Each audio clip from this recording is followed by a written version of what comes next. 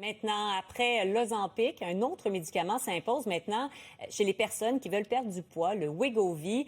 Disponible depuis à peine plus d'un an, les médecins et les assureurs voient une hausse des demandes. On en parle avec le journaliste Hugo Duchesne qui s'est penché sur le sujet. Bonjour Hugo. Explique-nous les différences entre l'Ozempic et le Wegovy. En fait, c'est exactement la même chose. Les deux médicaments ont exactement le même ingrédient actif qu'on appelle la sémaglutide.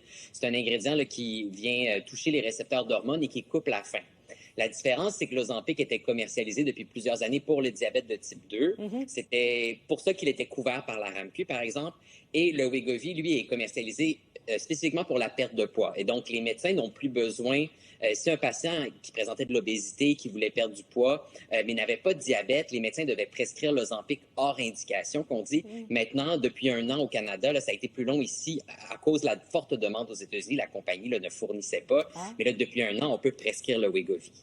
Et ça coûte très cher. Je pense que le Wegovy même est plus cher que l'Ozempic. C'est ce que je comprenais dans ton papier? J'ai parlé à plusieurs pharmaciens qui m'ont expliqué que le Wegovy est jusqu'à 2 fois plus cher que l'Ozempic. L'Ozempic peut venir en plus petite dose au départ, avec des plus petits stylos qui peuvent coûter autour de 200-250 $, alors que le Wegovy, c'est un stylo, c'est un médicament qui est injectable une fois par semaine. Et ça, peu importe les doses, les stylos sont tous de la même grosseur et ils coûtent 470 $. Donc oui, c'est beaucoup plus cher et c'est aussi beaucoup moins couvert. Là. Comme je le disais, ce n'est pas couvert, par exemple, par la RAMQ, par le régime public, et seulement quelques assureurs privés acceptent de le couvrir. Ça dépend des régimes de l'employeur. Sinon, les gens doivent vraiment débourser ce montant-là chaque mois de leur poche. Et donc, si c'est populaire, c'est donc dire que les gens sont prêts à débourser, même si ce sont de bons montants, là. Exactement. J'ai parlé à des médecins qui voient les gens débarquer dans leur bureau en grand nombre. Il y a un énorme battage publicitaire. Vous avez sans doute vu les publicités, elles sont dures à manquer.